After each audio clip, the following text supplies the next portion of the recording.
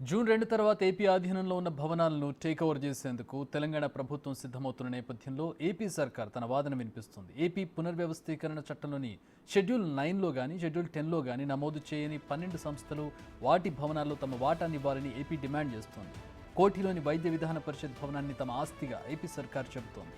దీనిపై స్పందించిన తెలంగాణ ఆ ఆస్తులపై ఏపీకి ఎలాంటి హక్కు లేదంటూ ఘాటుగా బదులిచ్చింది. ఆయా ఆస్తులన్నీ వేల కోట్ల విలువైనవి కాబట్టి ఇరు రాష్ట్రాలు వదులుకునేందుకు సిద్ధంగా లేవనే అంశం తెర మీదకి వచ్చింది.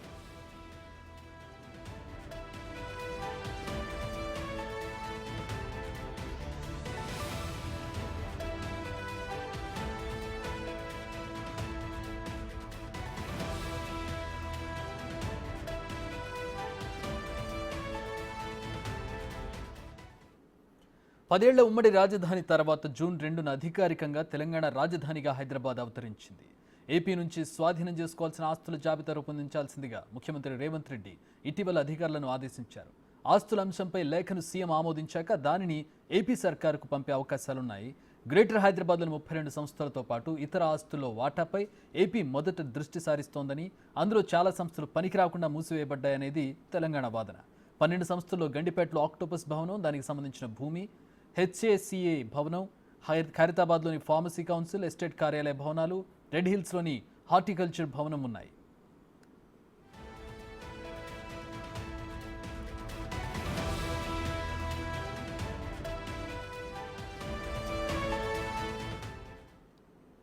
రైట్, దీనికి సంబంధించి మరిన్ని వివరాలు మా డిప్యూటీ బ్యూరో చీఫ్ సాదిక్ అందిస్తారు. సాదిక్, షెడ్యూల్ 9 అండ్ 10లో జాబితా చేయబడినటువంటి లిస్టు చేయనటువంటి 12 సంస్థలకు సంబంధించి ఏం చెప్తోంది పునర్వ్యవస్థీకరణ చట్టం? ఏం చెప్తోంది లిస్ట్ అవుట్ చేయనటువంటి సంస్థలకు సంబంధించి? చక్రి, వాస్తవంగా 2014 రాష్ట్ర విభజన చట్టం అంటే స్టేట్ రియాగ్నైజ్ యాక్ట్ 2014 సంబంధించింది. ఇప్పుడు మొన్నటి వరకు కూడా జూన్ 2వ తారీఖు వరకు కూడా ఉమ్మడి రాజధానిలో ఉన్నటువంటి హైదరాబాద్లో ఉన్నది. ఇప్పటివరకు 10 సంవత్సరాల పాటు పూర్తి కావడంతో ఇక ఏపీ సంబంధించిన కొన్ని భవనాలు అంటే వాళ్ళకి తాత్కాలిక రాజధాని 10 సంవత్సరాల పాటు ఇవ్వడం జరిగింది రాష్ట్ర పునర్విభజన చట్టం ప్రకారంగా. అది మొన్న జూన్ 2వ తారీఖు వరకు ముగియడంతో ఇప్పుడు ఏపీ ఆధీనంలో ఉన్న భవనాలన్నింటినీ కూడా స్వాధీనపరచుకోవాలని తెలంగాణ ప్రభుత్వం సిఎస్కు ఆదేశాలు జారీ చేసింది. ఈ మేరకు ఆ పనులు కొనసాగుతుంది. అయితే ఏపీ ఒక కొత్త వాదన తీసుకొస్తుంది. అందులో ప్రధానంగా 9, 10 షెడ్యూల్లో కాకుండా మిగతా సంబంధించినటువంటి ఉన్నాయి కొన్ని అంశాలని, దాదాపు 13 సంస్థలు ఉన్నాయి. వాటి విభజన కూడా జరగాలని కూడా ఏపీ ప్రభుత్వం చెప్తా ఉంది. ఇప్పటికీ దానికి సంబంధించినటువంటి ఏపీ సిఎస్ నీరబ్ కుమార్ మొన్న వచ్చి ఒక మీటింగ్ పెట్టడం జరిగింది. హైదరాబాద్లో ఉన్నటువంటి కొన్ని సంస్థలు అప్పుడు 9వ షెడ్యూల్లో కానీ 10వ షెడ్యూల్లో కానీ రాలేదు, వాటిని తమకు కూడా వాటా ఉందని కూడా ఆయన చెప్పడం జరిగింది.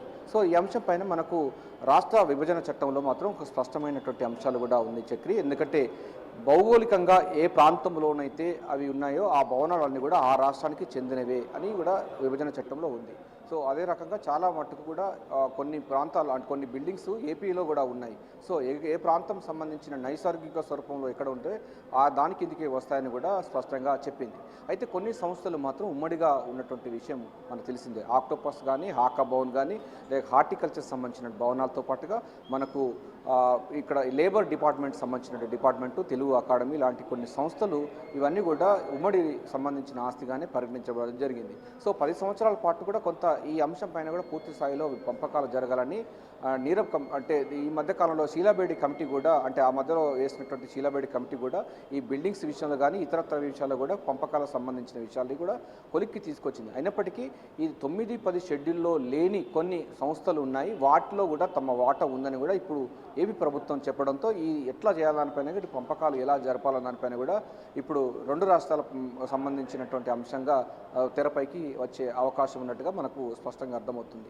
ప్రధానంగా ఇదే మనకు ఆక్టోపస్ సంబంధించిన బిల్డింగ్ కానీ, హాకా భవన్ కానీ, రెడిల్స్లో ఉన్నటువంటి ఫార్మసీ సంబంధించిన భవనంతో పాటుగా మనకు హార్టికల్చర్ భవన్ అది హార్టికల్చర్ భవన్ ఉంది. ఖైరతాబాద్లోనేమో మన ఫార్మసీ సంబంధించినటువంటి ఇన్స్టిట్యూట్ ఉన్నది. రెడిల్స్లో మాత్రం ఇది హార్టికల్చర్ సంబంధించినటువంటి డిపార్ట్మెంట్స్ ఉన్నాయి. వాటి పరిస్థితి ఏంటంటే ఎట్లా చేయాలి దానిపైన కూడా ఇప్పుడు 2 రాష్ట్రాల ప్రభుత్వాలు ఏం చేయబోతుందని కూడా ఆసక్తిగా మారుతున్న సందర్భం ఉంది. విభజన చట్టం ప్రకారంగా 10 సంవత్సరాల పాటు హైదరాబాద్ ఉమ్మడి రాజధానిగా ఉన్నటువంటి అంశం ఉంది.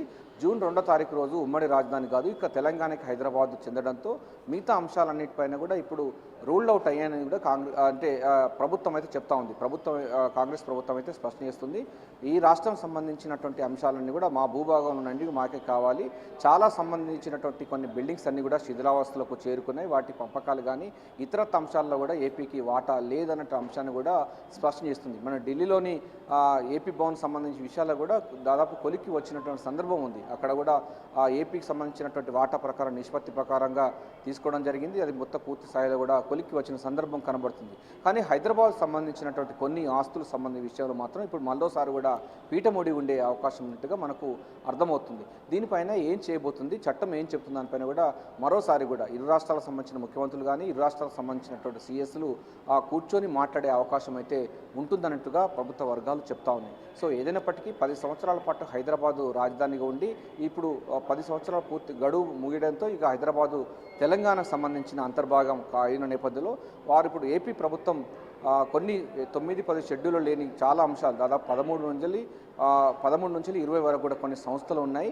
ఆ హెడ్ క్వార్టర్స్ సంబంధించిన దాంట్లో కూడా తమ వాటా ఉంది. ఐఏఎస్ ఆఫీసర్ క్వార్టర్స్ ఉన్నాయి. అదేవిధంగా కొంత స్టాఫ్స్ అంటే మనకు ఎంసీహెచ్ఆర్డీ సంబంధించినటువంటి స్టాఫ్స్ సంబంధించినటువంటి ఉంది. ఐఏఎస్ ఆఫీసర్ల క్వార్టర్స్ ఉన్నాయి. ఎమ్మెల్యే సంబంధించిన క్వార్టర్స్ ఉన్నాయి. ఇవన్నీ కూడా మా వాటా ఉందని కూడా ఏపీ ప్రభుత్వం అయితే చెప్తా ఉంది. వీటిపైన కూడా సామరస్యపూర్వకంగా డైలాగులు అయ్యే అవకాశం అయితే కనబడుతుంది.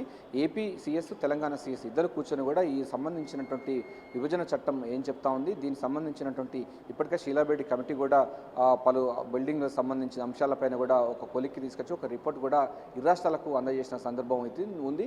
సో మరోసారి కూడా ఒక కమిటీ చేసి దీనికి సంబంధించిన ఎక్కడెక్కడైతే ఉన్నాయో, ఎందుకంటే తెలంగాణ ప్రభుత్వం కూడా చెప్తా ఉంది ఉమ్మడి సంబంధించినటువంటి దాంట్లో ఆక్టోపస్ బిల్డింగ్స్ కానీ ఇతరత్వ సంబంధించిన బిల్డింగ్స్ అంతకి శిథిలావస్థలో చేరుకుంది.